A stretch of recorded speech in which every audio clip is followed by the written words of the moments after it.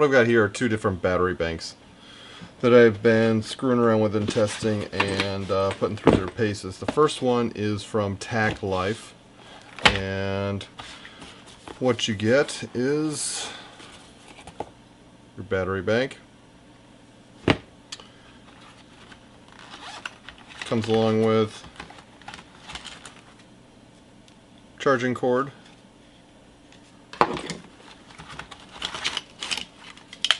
jumper cables. It's a smart jumper system, some LEDs and a little boost feature.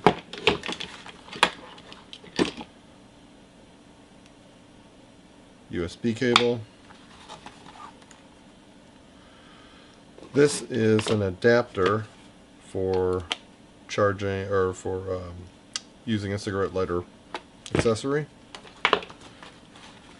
And then you've also got a charging cable for a cigarette lighter. It's got a really nice kind of rubberized coating to it, which makes it really easy to grab and doesn't slip out of your hands. Flashlight, strobe, SOS. And you've also got the battery level indicator. Now this one is rated at, what is it, 16,000? 16,000 milliamps with a starting current of 300 amps and a peak of 600. I have used this on, took this on a trip and used this solely as my energy source, and it worked great. You got two USB ports here for charging, and I was able to keep up with my camera, with my phone, with my Sena intercom system, and never recharged this over several days, and that's fantastic. The footprint on it is very small, as you can see. The clamshell, they all come in these goofy clamshells, and I don't really care for them. They're pretty big and bulky. I suppose it's fine if you're throwing it in your car, but as far as carrying it on the bike or doing camping, you're really going to want to just pull out what you need and pull out the accessory. Obviously you're not going to, well, if you're on the bike, maybe you want to lug this around in case you need to jump your bike. These have got a good feel to them. Actually, I've used some that feel much cheaper. These seem to have a real good feel to them. I'll probably make some modifications to these so that I can have some adapters so I can reach in a little bit further. When you're dealing with a motorcycle battery, these can get a little tight. Otherwise, the thing performed fantastic. The other one I've been using, this is by, I don't know, Autown or Autown, or I don't know. Essentially the same thing, just a much bigger unit. I think this is 21,000 versus 16, 600 amp starting versus 300, and 1,000 amp versus a peak versus 600. Everything else has been the same on it.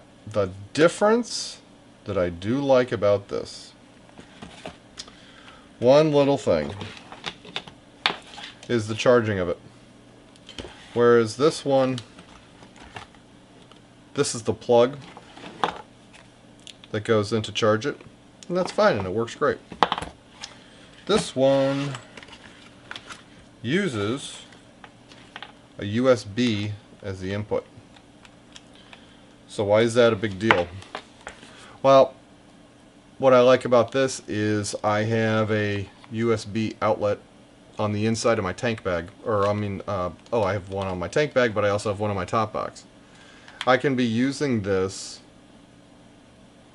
completely depleted if I need to at night, but then during the day while I'm riding, I can plug this into my USB charger and be charging it. So now I am my own electronic ecosystem. Could do that with this if I use a cigarette lighter and then an adapter, and if you're on a BMW, this is not the right size plug, you're using an adapter. It's just kind of a bigger, bulkier, old-fashioned way of doing it.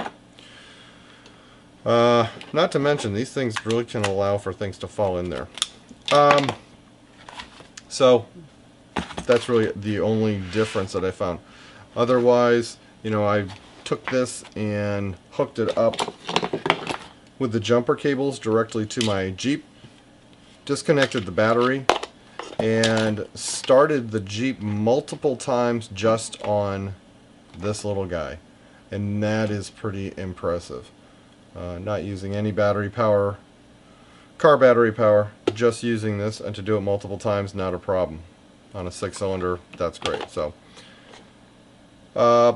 recommend them both. Again, depends on your need and on your footprint and what you want to be carrying around. But these are both top rate, and I recommend them. Hope this helps.